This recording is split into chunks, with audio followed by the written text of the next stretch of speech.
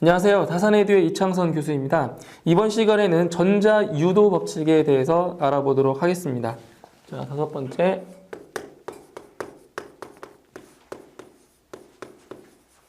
전자유도 법칙입니다. 자, 여기에서 전자유도라고 하는 것은 자계에 의해서 전압이 유도가 된다는 뜻입니다. 여기서 전자유도라고 하는 것은 자계에 의해서 전압이 유도된다.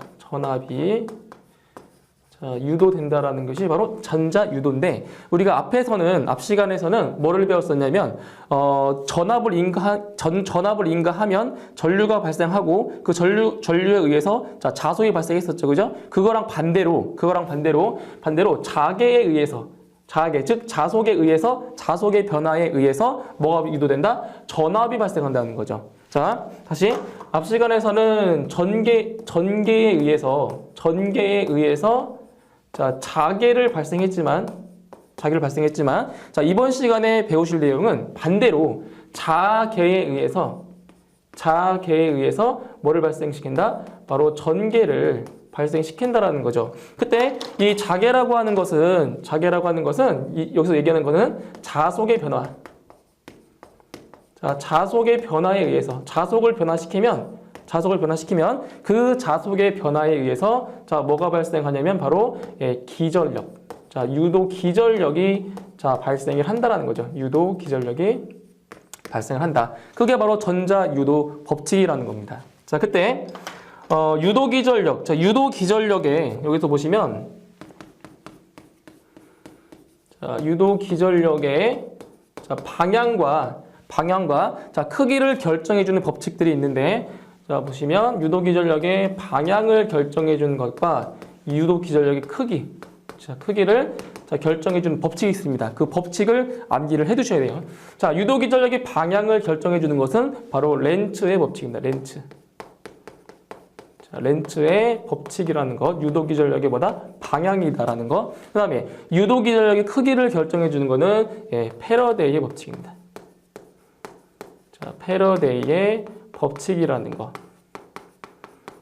이건 시험에 꼭 나옵니다. 렌츠의 법칙, 그리고 패러데이의 법칙이라는 것. 렌츠의 법칙은 방향, 그리고 패러데이의 법칙은 크기를 결정해 준다는 겁니다. 그때 시험에는 나오진 않지만 참고적으로 렌츠의 법칙과 패러데이의 법칙을 합해서, 이 둘을 합해서 노이만의 법칙이라고 합니다. 노이만의 법칙이라고도 합니다. 이건 참고사항으로 그냥 알아두시면 됩니다. 노이만의 법칙이라는 거. 자, 그렇다면 이제 전자유도 현상에 대해서 더 깊이 알아보면, 교재의 내용 보실게요. 코일 속을 통과하는 자속을 변화시킬 때 코일의 기전력이 발생되는 현상을 전자유도라 하고, 이 발생된 기전력을 유기 기전력 또는 유도 기전력이라고 한다. 자, 여기 그림을 하나 그리겠습니다. 교재에 나온 그림을 한번 그려보면, 이게 원통에 이제 코일을 감는 코일 틀을, 이렇게 원통에 이렇게 코일 틀을 놨을 때, 여기에서 이제 뭐를 놓을 거냐면, 이쪽에 코일을 이렇게, 원통 틀에, 이 틀에다가 코일을 이렇게 감습니다. 코일을 감아버리면 이렇게 나오겠죠. 그리고 이쪽에는 이제 검류계라고 해서 전류를 검출해주는 이 검류계를 이렇게 설치를 해줍니다. 검류계를 이렇게. 검류계 설치해주고, 지금 전자유도 법칙이라고 하는 것은 자속의 변화라고 했기 때문에 이쪽에 자석을 이 틀에다 넣을 겁니다. 자석을 이렇게 N극, S극 해서 자석을 이 통을 통과시킬 겁니다. 통과시키게 돼버리면 이 자석에서 이렇게 자속이 이렇게 나오겠죠, 그죠? 이 방향으로 N극에서 이렇게 나오겠죠, 이런 식으로. 이런 식으로. 그때 이 자석을 이 원통의 속을 이렇게 왔다 갔다 움직이면 이제 뭐가 발생하냐면 바로 전류가 흐르게 되면서 바로 기전력이 발생한다라는 거죠. 보시면 지금 자계의 방향이 이렇게 이쪽 방향으로 돼 있다면, 자계의 방향이 이렇게 흐른다면 전류는 어떻게 흐르겠죠? 전류는 그죠? 앙페어의 오른다서 법칙에 의해서 이렇게 흐르겠죠, 이렇게. 그죠? 이쪽 방향으로, 이게 자기의 방향이니까 이렇게. 그렇게 되면 전류가 이쪽 이렇게 전류가 이렇게 흐르겠죠. 그죠? 그럼 전류가 흐른다는 것은 뭐가 발생한 거죠? 바로 여기 기전력이 발생을 하는 거죠. 그죠? 이런 식으로 자개의 변화에 의해서 뭐가 발생한다? 바로 기전력이 발생을 한다라는 겁니다. 그때 렌츠의 법칙이라는 게 무엇이냐면 유도 기전력의 방향을 결정해 주는 건데 이 렌츠의 법칙에 의해서 그 유도 기전력의 방향은 바로 이 자속의 변화를 뭐 해주는 방향? 방해해 주는 방향으로 생긴다라는 거죠. 즉 여기서 자개가 아래쪽으로 발생하기 때문에 그 유도 기전력의 방향은 어디로? 이렇게 위쪽 방향으로, 즉 반대 방향으로 유도 기전력이 발생한다라는 거죠. 그러면 반대로 자개가, 예를 들어서 자석을 이렇게 놓을게요. 자석을 이쪽 N극, 이게 S극입니다. 이때 그럼 자개는 어디로? 이렇게 위로, 그죠? 위쪽 방향으로 이렇게 자개가 형성이 되겠죠, 그죠? 그럼 이런 경우에는 유도 기전력의 방향이 어떻게? 바로 이 자개의 방향과 반대 방향으로 이런 방향으로 유도 기전력이 발생을 한다는 겁니다. 그게 바로 렌츠의 법칙이라는 거죠. 아시겠죠? 렌츠의 법칙. 그러니까 자개의 변화를 방해하는 방향으로 유도 기전력이 발생한다. 그게 바로 렌츠의 법칙이 되는 겁니다. 렌츠의 법칙. 자, 그 다음에 유도 기전력의 크기를 결정해 주는 게 패러데이의 법칙이라고 했는데, 자, 유도 기전력 2는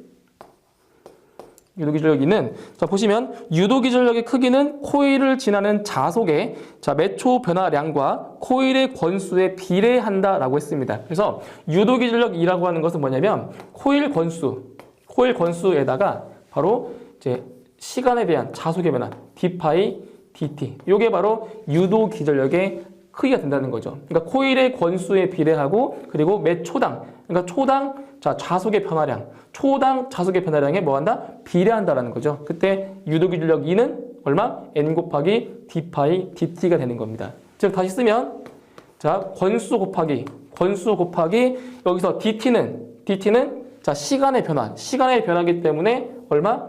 t2 마이너스 t1. 그러니까 만약에 1초에서 3초까지, 그럼 이때의 dt는 얼마가 되는 거죠? 1초부터 3초까지니까 dt의 값은 2가 되는 거죠. 2초 동안. 그죠? 그다음 d파이는 자속의 변화량, 즉 파이2 마이너스 파이1이 되는 거죠. 예를 들어서 1웨바에서 4웨바까지 변했다. 그렇다면 d파이의 값은 얼마죠? d파이의 값은 1웨바에서 4웨바까지 변했으니까 4 빼기 1 하면 바로 3웨바가 되는 거죠. 그러니까 자속의 변화량, 이거 시간의 변화량. 그게 바로 유도 기전력의 크기가 된다는 거죠. 자, 그때 그 교재를 보시면 이렇게 나올게요. 교재 보시면 2는 유도 기전력 2라는 것은 마이너스 n 곱하기 d파이 dt다. 자, 이렇게 나와 있죠. 교재에 보시면. 자, 여기서 n 곱하기 d파이 dt 요 값. 자, 이 값은 바로 패러데이의 법칙이죠. 그죠? 지금 바로 했던 거. 패러데이의 법칙에 의한 유도 기전력의 크기가 되는 거고, 그리고 여기 마이너스. 앞에 이 마이너스라는 거는 이제 음수, 부가 마이너스라는 게 아니라 이 마이너스는 뭐냐? 방향을.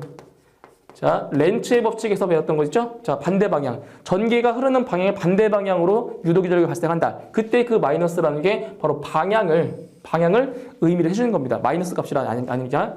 마이너스는 방향을 나타내준다는 거. 그래서 이 전체를 갖다가 뭐라고 하냐? 이 전체를 갖다가 바로 패러데이 렌츠, 이제 패러데이 법칙과 렌츠의 법칙을 합한 바로 이것이 바로 노이만의 법칙이라는 거죠.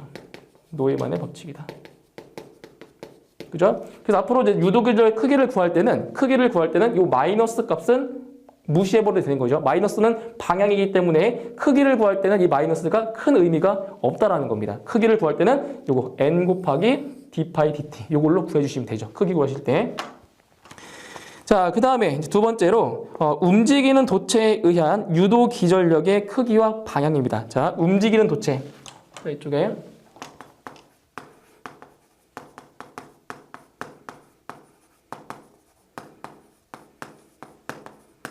자, 움직이는 도체에 의한 유도 기전력의 크기와 방향.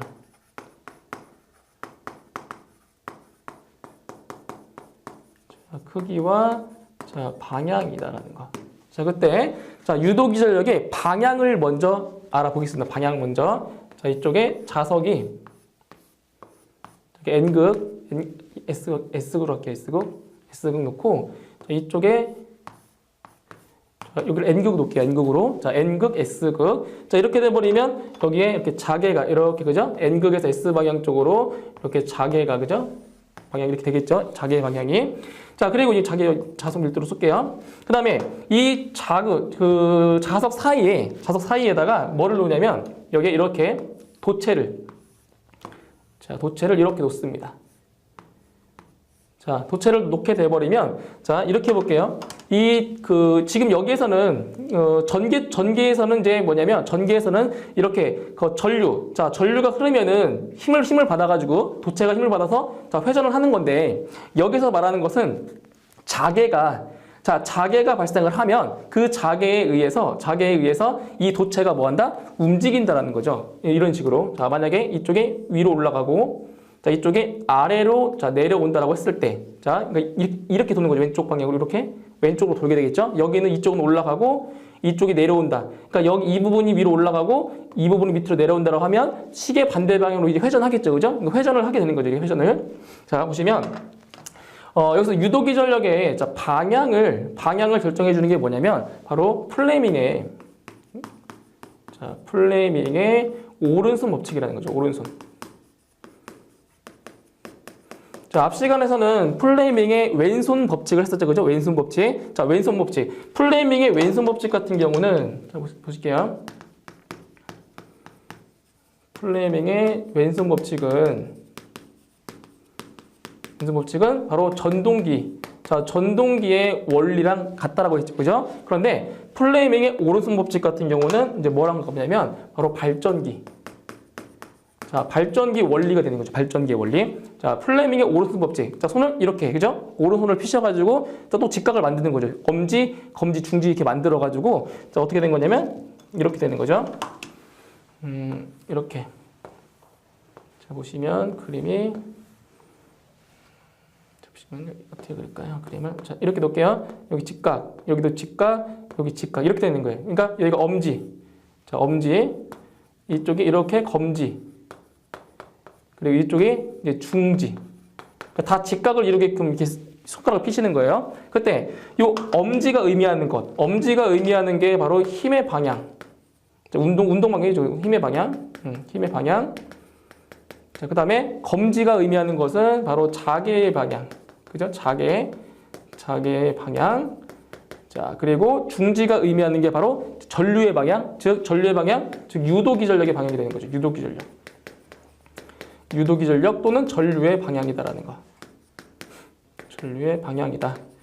자, 똑같아요. 왼손 법칙이랑 같아요. 자, 힘의 방향이니까 이쪽에 F. 그죠? 그리고 자기의 방향, 즉 자속 밀도의 방향이니까 이쪽에 B. 그다음에 유도기 전력, 전류의 방향이니까 I. 이렇게 FBI가 되는 거예요. 똑같아요. 방법은 FBI. 자, 그랬을 때 이 그림을 보시면 지금 힘의 방향, 이쪽 볼게요. 힘의 방향이 어떻게? 자, 위로 가고 있죠. 그리고 자개의 방향이 왼쪽 가고 있죠. 자, 힘의 방향이 위로 가고 있고 자개가 왼쪽으로 가고 있네요. 그럼 결국 전류의 방향이 이렇게 나오는 방향이 되겠죠. 이렇게. 자, 이렇게 해버리면, 자, 보세요. 이렇게 해버리면 힘이 위로 올라가고 있잖아요. 그죠? 힘이 올라가고 이렇게 돼요. 그죠? 힘이 올라가고 있고 그 다음에 자개가 이쪽 가고 있죠. 자개가. 그럼 전류는 이렇게 앞으로 나오겠죠. 그죠? 전류가 앞으로 나오니까 여기서는 전류가 이렇게. 그죠? 이렇게 나오겠죠. 전류의 방향이 이렇게. 그죠? 힘 위로 올라갔죠? 자개 왼쪽으로 갔죠? 그렇다면 전류는 앞으로 나오는 방향이 전류의 방향이 되는 거죠. 전류의 방향. 이렇게. 전류의 방향. 이렇게 되겠죠? 자, 이쪽 보실까요? 이쪽에? 자, 이제 힘이 아래 작용하고 있죠? 잘 보세요. 자, 이렇게 돼서 힘이 이렇게 아래로 작용하고 있고, 그 다음에 자개가 왼쪽으로 가고 있죠? 왼쪽으로 이렇게. 그럼 전류는 이렇게 안쪽으로 들어가고 있는 거죠. 전류가. 이렇게 되시면. 그죠? 그렇게 되면 전류가 이렇게 안으로 들어가게 되는 거죠. 이런 식으로. 자, 이렇게 돼서 자개가 이렇게 발생하면 뭐가 발생한다? 이렇게 전류가 흐르기 때문에 유도 기전력이 발생한다는 거죠. 그때 유도 기전력의 방향이 바로 이쪽 방향, 이렇게 이쪽 방향이 된다라고 해서 플레밍의 오른손 법칙이 바로 유도 기전력의 방향을 결정을 해준다라는 거죠. 결정을. 그래서 이걸 기억해서요. 플레밍의 오른손 법칙은 뭐다? 발전기의 원리다라는 거. 그리고 플레밍의 왼손 법칙 같은 경우는 전동기의 원리라는 거. 그러니까 둘은 반대예요, 반대. 아시겠죠? 반대. 반대. 아시겠죠? 자, 그 다음에 유도 기전력의 크기를 보실 텐데, 자, 어떻게 보시냐면, 자, 이쪽에 자, 여기가 N극. 자, N극 좀 크게 그릴게요. 좀 크게 그릴게요. 자, 이쪽에 N극, 그 다음에 이쪽에 S극이라고 했을 때, 마찬가지로 자개가 N극에서 S극으로 이렇게, 그죠? 이렇게 발생하겠죠? 방향이. 자, 여기는 자속 밀도, 자, B라고 놓고, 자, 여기에 이제 뭐를 놓냐면, N극과 S극 사이에다가 바로 이렇게 도체를, 자, 이렇게 도체를 놓습니다. 이렇게 도체를. 자, 그때 이 도체의 길이를, 자, L로 놓고, L미터, 도체의 길이를. 자, 그 다음에 이 도체가 움직이는 속도를 V 메타 퍼 세크. 자, 움직이는 속도입니다. 도체가 움직이는 속도. 지금 여기서는 움직이는 도체에 의한 유도 기전력의 크기를 구하는 거기 때문에. 그 다음에 여기 이 도체와 요 자개가 이루는 각도, 요 각도를 여기를 자 세타라고 했을 때, 그때 유도 기전력의 크기, E는 그러니까 패러데이의 법칙에 의해서 N 곱하기 자 d 파이 dt라고 했었죠, 그죠? 유도 기전력의 크기. 자, 그때 여기 도체가 지금 하나기 때문에 이거 N은 이제 무시해버리고, 그죠? N은 하나라고 무시해버리고, 그래서 유도 기전력 E는 얼마다? d 파이 dt다라고 놓고 이제 풀어보면, 자, 파이는, 자, 자속 파이는 우리가 어떤 걸 배웠었냐면, 파이는 BA다라는 걸 배웠죠, 앞 시간에. 그죠? 그러니까 자속 밀도 B는 단면적 분의 자속이기 때문에 파이는 얼마다? 파이는 BA다라는 걸 배웠죠. 그죠? 자, 그렇다면 여기에 자, 뭐가 들어가냐면 자, DT에 그러니까 여기에 파이 자리에, 자속 자리에 누가? BA가 들어가는 거죠. BA. 이렇게 BA. 이렇게 B. 자, 그렇다면 자, 보세요. DT에 자, 가로치고 자, B는 그대로 두고 자, A라는 거는 면적이죠, 면적. 자, 면적인데 지금 이 도체의 속도, 움직이는 속도가 뭡니까? V죠, V. 자, 그러면 이것도 아셔야 되겠네요. 자, 움직인 거리는 자, 속도 곱하기, 속력 곱하기 그죠? 시간이죠, 시간. 자, 속력 곱하기 시간이죠. 지금 속도가 V 곱하기 시간은 T초라고 했을 때 그죠? VT죠, VT. 거리가, 움직인 거리가 뭐다? VT다, VT. 그런데 이 도체의 길이는 얼마? 그죠? L이죠, L. 도체의 길이. 그렇다면 요 단면적 A에 해당하는 값이 뭐냐? 단면적 A에 해당하는 값이 L 곱하기 뭐다? VT라는 거죠. L 곱하기 자, 자, T가 된다라는 거죠. VT. 자, 그랬을 때 요 DDT가 뭐냐면은 바로 미분. 이거 미분을 의미하는 건데 이 미분이 뭔지는 모르셔도 돼요. 공부하실 때. 자, 여기 미분을 의미하는 건데 이 주어진 식을 뭐에 대해서? 시간에 대해서 뭐 해라? 미분을 해라. 이 주어진 식을 시간에 대해서 뭐 해라? 미분을 해주라는 겁니다. 그럼 미분을 하면 뭐가 되냐면 바로 BLV입니다. BLV. 미분하면. 그러니까 이 미분 방법은 모르셔도 돼요. 공식만 암기하셔도 돼요. 자, 그러면 BLVT를 T에 관해 미분하면 뭐가 나온다? BLV가 나온다는 거죠. BLV. 자, 그때 이 도체와 이 자개의 방향, 자개랑 이루는 각도가 자, 세타라고 했죠? 세타기 때문에 여기 뒤에 얼마? 자, 사인 세타를 곱해주면 바로 유도 기전력 E가 자, 발생을 하는 거죠. 다리는 자, 볼트가 되는 거죠. 이렇게 해서 이 주어진 식만 계산해 주시면 되고, 그 다음에, 여기서 사인 세타. 자, 이 사인 세타의 값을 아셔야 되는데, 만약에 이 도체와 이 자개의 방향이 90도. 자, 즉, 사인 90도. 사인 90도면 얼마야, 사인 90도가? 사인 90도는 1이 되는 거죠. 그래서, 이때는 뭐가 되냐면, 사인 90도 1일 때는 바로 유도 기전력 E는 뭐가 된다? BL, V. 그냥 BLV가 되는 거죠. 사인 90도가 1이기 때문에. 그런데 사인 0도다. 사인 0도는 0이죠. 그러니까 사인 0도라는 것은 0도라고 하는 것은 이 도체의 방향과 자기의 방향이 일치하다는 거죠. 그죠? 평행하게 돼버리면 사인 0도가 0이 돼서 이때는 유도 기절력 2가 얼마다? 그냥 0이라는 거죠. 0. 그죠? 그러니까 사인 값이 얼마냐에 따라서 이 유도 기절력의 크기가 결정이 된다는 거죠. 사인 값에 따라서.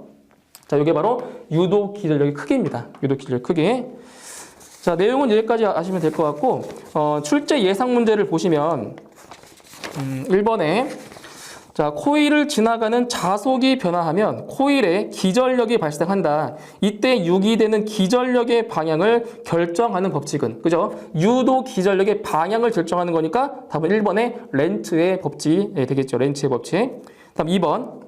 전자 유도 현상에 의해서 생기는 유도 기절력의 크기를 정의하는 법칙은, 그죠? 유도 기절력의 크기를 결정한다. 바로 2번의 패러데이의 법칙이 되겠죠. 2번의 패러데이 법칙. 다음 3번. 자기 중에서 도체가 운동할 때 도체에 유기되는 기절력의 방향을 결정해주는 법칙이다. 자, 도체가 운동할 때 기절력의 방향을 결정해주는 것은 플레밍의 오른손 법칙이라고 했죠. 답은 2번이 되겠네요. 자, 다음 4번.